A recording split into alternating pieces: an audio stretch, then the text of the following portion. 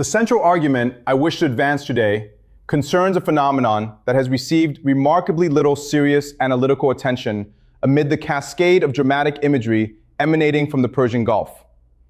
While the international media apparatus remains transfixed by missile trajectories and naval deployments, the genuinely consequential story of this conflict is being written in silence, in patience, and in the measured strategic comportment of a civilization that has learned, across millennia of statecraft, that the most durable victories are those achieved without the expenditure of a single unit of military force. The actor in question is China. And to understand what China is doing, one must first resist the temptation of journalistic framing and instead adopt the analytical posture of a serious strategist. Someone trained to read not the surface of events, but their structural architecture. To appreciate the depth of what is unfolding, one must begin with a foundational proposition. Oil is not merely an energy commodity. It is the circulatory fluid of the modern international system. It runs factories, fleets, aviation networks, agricultural supply chains, and standing armies. To control the flow of oil is therefore not simply to control energy. It is to exercise a form of sovereignty over the global economy itself, over who prospers and who stagnates, over which states retain autonomy and which become dependent. It was precisely this insight that animated American strategic thinking in the years following the Second World War, when Washington constructed what became known as the Petrodollar system. The mechanics of that system deserve careful elaboration because they remain the organizing principle of contemporary geopolitical competition. The arrangement struck between the United States and Saudi Arabia was elegant in its simplicity and devastating in its implications for every other actor in the international system. Saudi Arabia agreed to denominate all oil sales exclusively in United States dollars. In exchange, Washington extended its military protection to the Saudi monarchy, effectively guaranteeing the survival of the regime. The consequences of this arrangement were profound and self-reinforcing. Since global commerce in oil required dollars, every nation on earth was compelled to maintain dollar reserves, which generated an essentially permanent structural demand for American currency, regardless of underlying economic fundamentals. This perpetual demand for dollars meant that the United States could sustain fiscal deficits, finance a globally unmatched military establishment, and underwrite its financial architecture on Wall Street without encountering the monetary constraints that would ordinarily discipline a less favorably positioned state. The dollar did not rule the world because of American virtue or even American productivity. It ruled the world because oil was priced in dollars. And oil was priced in dollars because American military power made it so. With this structural context established, one can begin to appreciate why China represents so fundamental a challenge to the existing order, and why that challenge has been responded to with such strategic intensity. China is the world's largest importer of oil, absorbing approximately 11 million barrels per day to sustain its industrial base, its urban infrastructure, and its expanding military apparatus. For over a decade prior to the current conflict, China pursued a strategy of remarkable cleverness in its energy procurement. It cultivated privileged access to oil from two sanctioned states, Iran and Venezuela, purchasing those supplies at discounted prices and critically denominating those transactions in Chinese yuan rather than American dollars. China was absorbing roughly 1.38 million barrels of Iranian oil daily, representing approximately 13% of its total import requirements, with much of this trade conducted under deliberate obfuscation, with Iranian tankers stopping in transit states, changing documentation, and arriving in Chinese ports relabeled as originating from Malaysia or Indonesia. Venezuela, possessing the world's largest proven oil reserves, provided an analogous arrangement. The cumulative effect of these relationships was the construction of a parallel energy trading architecture that systematically bypassed the dollar and therefore chipped barrel by barrel at the foundational logic of American monetary hegemony. It is in this context that the true strategic logic of the current war must be understood. And here, one must exercise the intellectual courage to look beyond the official justificatory narrative. The publicly stated rationale emphasizes Iranian nuclear ambitions, regional destabilization, and material support for non-state actors. These considerations are not entirely fictitious, but they are insufficient as explanations for the timing and sequencing of American military action. The more analytically compelling explanation concerns the deliberate dismantling of China's discounted energy supply network. In January, Washington moved against Venezuela, arresting President Maduro and establishing control over Venezuelan oil production, severing one of China's two primary sources of yuan-denominated oil. In February, the military campaign against Iran commenced, threatening to sever the second. Within the span of 2 months, the United States had acted to eliminate more than 20% of China's total oil import base.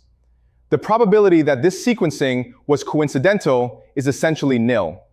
It represents, rather, the execution of a coherent strategic campaign, a campaign designed not merely to neutralize Iran as a regional actor, but to strangle China's economy by eliminating its access to cheap, dollar-independent energy supplies. The American strategic calculus, as reconstructed by careful analysis, appears to have anticipated a particular Chinese response, one characterized by economic disruption, political embarrassment, and a scramble for alternative supplies that would demonstrate Beijing's vulnerability and dependence.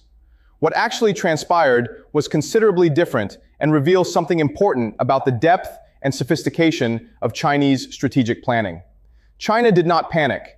China had spent years constructing one of the world's largest strategic petroleum reserves, with massive storage infrastructure at Dalian, Zhoushan, and extensive underground facilities distributed across the country, sufficient to sustain the economy for several months, even under conditions of complete import cessation. China had simultaneously deepened its energy relationship with Russia, which by the time of the conflict was supplying more than 17% of Chinese oil imports and was itself operating under American sanctions, and therefore both willing and structurally incentivized to expand yuan-denominated trade with Beijing. The disruption to Chinese economic activity was real, but manageable. Transportation fuel costs rose approximately 10% on a month-to-month basis. Airline pricing adjusted upward, but the catastrophic economic shock that American planners apparently anticipated did not materialize. Yet, to measure the outcome of this strategic contest solely by reference to China's short-term economic resilience would be to commit exactly the analytical error that separates checker players from masters of Go. The deeper consequence of the war is not what it has done to China's oil supply in the immediate term. It is what it has done to the structural foundations of American power in the Middle East, and by extension, to the entire architecture of petrodollar dominance. The Gulf states, Saudi Arabia, the United Arab Emirates, Qatar, Kuwait, Bahrain constitute the living heart of the petrodollar system. They sell oil in dollars, recycle the resulting surpluses into American financial instruments, and in return receive American security guarantees. This arrangement has sustained itself for decades on the basis of a credible American commitment to Gulf security. The current war has subjected that credibility to a severe empirical stress test, and the results have been unfavorable to Washington. Iranian drones have struck industrial infrastructure in the Fujairah zone of the UAE. Iranian missiles have targeted Ras Laffan in Qatar, which hosts the largest liquefied natural gas processing complex in the world. Saudi Arabia and Kuwait and Bahrain have sustained their own attacks. Schools in the Emirates have shifted to remote instruction as a precautionary measure against continued strikes. And throughout this sustained campaign of Iranian pressure on America's Gulf partners, the protection that was supposed to be the foundational justification for the petrodollar relationship has proven incomplete and unreliable. Here, one must invoke a concept that is central to all serious geopolitical analysis, the concept of credibility. In international affairs, credibility is not simply a description of past performance. It is the currency through which power is exercised without the direct application of force. A state whose commitments are believed will face fewer challenges. A state whose commitments are doubted will face increasingly costly tests of resolve. American credibility in the Middle East is now facing exactly such a test, and the structural damage being inflicted is potentially more consequential than any particular battlefield outcome. The war was presented to the world, and implicitly to the Gulf states themselves, as a demonstration of American capability and will. Iran was to be rapidly coerced. The Strait of Hormuz was to be secured. The campaign was to be brief and decisive. None of these objectives has been achieved on the promised timeline. Iran is still a functioning state and still a capable military actor. The strait remains contested. Iranian drone and missile capabilities have not been suppressed to a degree sufficient to protect American partners from material harm. Every day that this condition persists, the implicit question hanging over the Gulf state chancelleries becomes more pressing. If this is what American protection looks like when Washington is fully committed, what does it look like under conditions of strategic distraction or political exhaustion? Into this vacuum of demonstrated American reliability, China has moved with the quiet purposefulness of a civilization that has observed many empires rise and decline. China's foreign minister has maintained an active diplomatic engagement, calling Tehran, calling Riyadh, calling Abu Dhabi, consistently and publicly advocating for negotiation, ceasefire, and dialogue. The contrast this presents to the image of American military engagement is not accidental. It is the product of deliberate strategic communication, designed to reshape how the Gulf states understand their options. Particularly significant was China's role in facilitating ceasefire negotiations between the belligerents. The White House itself acknowledged that substantive, high-level exchanges between Washington and Beijing took place in the context of those negotiations. And President Trump made the remarkable public statement that China had contributed to bringing Iran to the negotiating table. Whatever one makes of the specific diplomatic mechanics involved, the strategic communication effect of that acknowledgement is considerable. The most powerful political figure in the world has publicly credited China with helping to arrest a war that American military power could not decisively conclude. China presents itself to the watching Gulf states not as the party that brought devastation to their region, but as the party that helped bring it to an end. This positioning is not merely rhetorical. It is backed by the material reality of China's relationship with the Gulf economies.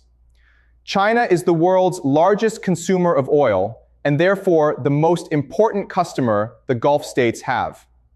China offers engagement without political conditionality, investment without demands for domestic political reform, and increasingly, security conversations that do not entail the liabilities associated with formal American alliance relationships. Saudi Arabia's Vision 2030 economic modernization program has deep institutional connections to Chinese capital and Chinese technology. The United Arab Emirates has become one of China's most strategically important trading partners across the full spectrum of commerce. Qatar sells liquefied natural gas to China in volumes that make Beijing one of Doha's most economically consequential relationships. These are not transient commercial arrangements. They are the connective tissue of an emerging strategic reorientation whose pace and depth will be significantly accelerated by the experience of this war. The medium-term military dimension of this analysis deserves particular attention because it speaks to the future of American strategic capacity in ways that extend far beyond the Middle East. Every Patriot interceptor battery deployed to the Persian Gulf theater is a Patriot battery absent from the Pacific. Every precision munition expended over Iranian targets is a precision munition unavailable for contingencies involving Taiwan or the South China Sea. The American defense industrial base, as has been repeatedly demonstrated in recent years, is not structured for rapid, high-volume replenishment of advanced systems. Production timelines for sophisticated platforms and munitions are measured in years, not months, and cannot be compressed simply by the application of political will or emergency funding. China, meanwhile, is observing this conflict with the analytical intensity of a state that regards every American military operation as an intelligence dividend, an opportunity to observe which systems perform as advertised, which tactics succeed, which command structures prove resilient under pressure, and which vulnerabilities might be exploited in a future confrontation of more direct relevance to Chinese strategic interests. The longer-term trajectory of this situation, extrapolated from the structural patterns currently in evidence, points toward a gradual but potentially decisive erosion of the petrodollar architecture. This erosion will not be sudden or dramatic. It will unfold across a decade or more through the accumulation of individually modest but structurally significant decisions by Gulf state actors who begin to treat yuan-denominated transactions not as an ideological statement, but as a prudent diversification of commercial risk. China's petro-yuan contract mechanism on the Shanghai International Energy Exchange already provides the institutional infrastructure for this transition, and it has attracted participation from Russia, Iran, Venezuela, and an expanding set of Middle Eastern states. As the volume of oil traded in yuan grows relative to the volume traded in dollars, the structural demand for American currency weakens. The fiscal privileges that dollar dominance has conferred on the United States attenuate, and the financial architecture that has sustained American hegemony since the Bretton Woods era faces pressures that no amount of military spending can resolve because they are monetary and structural rather than kinetic in nature. There is a further dimension to this analysis that pertains to China's own internal transformation and its relationship to the dynamics described above. American pressure on China's hydrocarbon import supply has not simply created economic difficulties. It has, paradoxically, accelerated the very processes through which China seeks to transcend its energy vulnerability altogether. China currently produces more solar panel capacity than the rest of the world combined. Its deployment of electric vehicles is the most extensive on the planet. Its construction of nuclear generating capacity exceeds that of every other state by a significant margin. Every act of American energy coercion against China functions as an additional incentive to compress the timeline for domestic energy independence and to reduce the leverage that dollar-denominated commodity markets exercise over Chinese economic planning. The strategy of strangling China through oil dependency is in the long run making China less dependent on oil, which is precisely the opposite of the intended strategic effect. The deeper theoretical insight that this entire analysis points toward concerns the nature of power in the contemporary international system and the degree to which 20th century conceptions of power have become analytically misleading when applied to 21st century competition. The 20th century rewarded military preponderance. The state that could project the most devastating force across the greatest distances and sustain that projection across time held the decisive advantage. Power was visible, it was concentrated, and it operated through the logic of coercion. The 21st century is increasingly organized around a different logic, one in which power inheres not in the capacity to destroy, but in the centrality of one's position within the networks through which the global economy functions. Trade networks, energy networks, financial networks, technology networks, data networks. The state that sits at the nexus of these systems, that is so deeply embedded in their operation that their disruption would be globally catastrophic, exercises a form of structural power that no quantity of aircraft carriers can readily counter. China's Belt and Road Initiative, connecting more than 140 states through physical infrastructure, its manufacturing capacity representing approximately 30% of global industrial output, its control over roughly 80% of global rare earth mineral processing, its expanding currency diplomacy, and its patient construction of energy relationships that bypass the dollar, these are the instruments of 21st century structural power. They do not generate dramatic headlines. They do not produce the spectacle of military triumph, but they are building a position from which the displacement of American centrality in the global system becomes, over time, increasingly difficult to prevent. The conclusion toward which this analysis converges is sobering in its implications. The war in the Persian Gulf, whatever its immediate tactical outcomes, has functioned as an accelerant for structural trends that were already undermining American hegemony and strengthening China's strategic position. America entered the conflict seeking to weaken China's energy supply and reassert its dominance over the Middle Eastern oil order. It may achieve the first of these objectives partially and temporarily, but in pursuing it, it has damaged its own credibility with the Gulf states whose cooperation is essential to the petrodollar system. Depleted military resources whose absence will be felt in more strategically consequential theaters, provided China with an extraordinary intelligence dividend concerning American military capabilities and limitations, handed Beijing the diplomatic role of responsible peacemaker in contrast to Washington's role as the instigator of regional instability, and accelerated China's domestic transition away from the very oil dependency that was supposed to be the lever of American coercive power.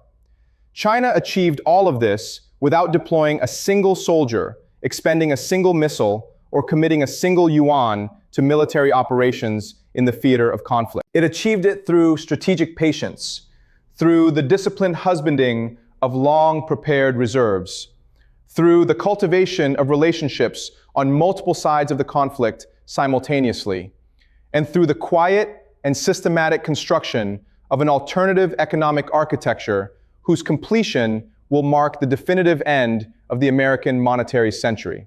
History, when it comes to assess this period with the analytical distance that contemporary observers cannot command, will likely identify this conflict not as the moment of American military triumph, or even simply of American strategic overreach, but as the inflection point at which the structural transition from American to Chinese centrality in the global system became irreversible.